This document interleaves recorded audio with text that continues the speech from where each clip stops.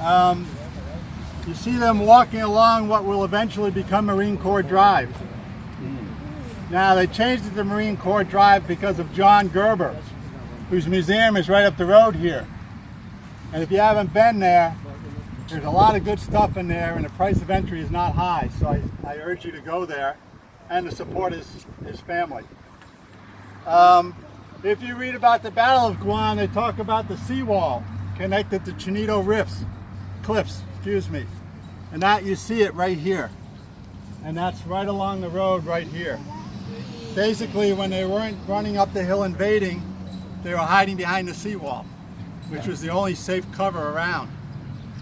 Now, in spite of what it says over there or here, I forget where, the story I got is that this statue was not cast in California, it was cast in Korea, which makes a lot of sense because they have good metalworks there and it's much closer.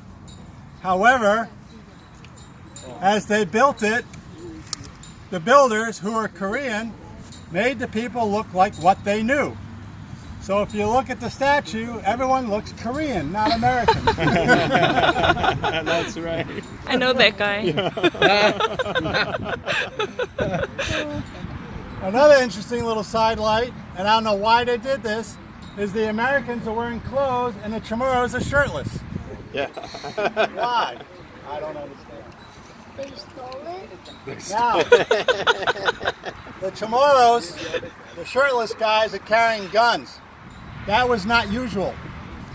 Chamorros were not U.S. citizens at this point and were not allowed to carry weapons. But they were allowed to act as guides and scouts for the American troops, who were not at all used to fighting in thick jungle. So once they got attached to a unit and spent some time with the soldiers, they would give them guns, saying, we don't want to lose you to a sniper. Go ahead and let us know if you run into any trouble. They really took care of them. Same thing with the dogs. The dogs were originally brought to the island to sniff out landmines, but they found they were much better at sniffing out Japanese soldiers. So they'd send the dogs in first in the heavy jungle, and the dog would stop and indicate that there was Japanese ahead, and they'd just shoot and bomb the area in front until there was no response. The Japanese called them devil dogs because they were so good at their job. And they finally found out that you don't shoot the soldiers, you shoot the dogs as soon as you got a chance. And 24, I think it's 24 dogs were killed in the Battle of Guam. And on Navy base, there is a war dog cemetery. If you have access to the base, you can go. It's actually nicely done. And all the statues there with their names. And it's right by the walls that the Japanese prisoners built while they were awaiting trial. One of the areas where they built walls.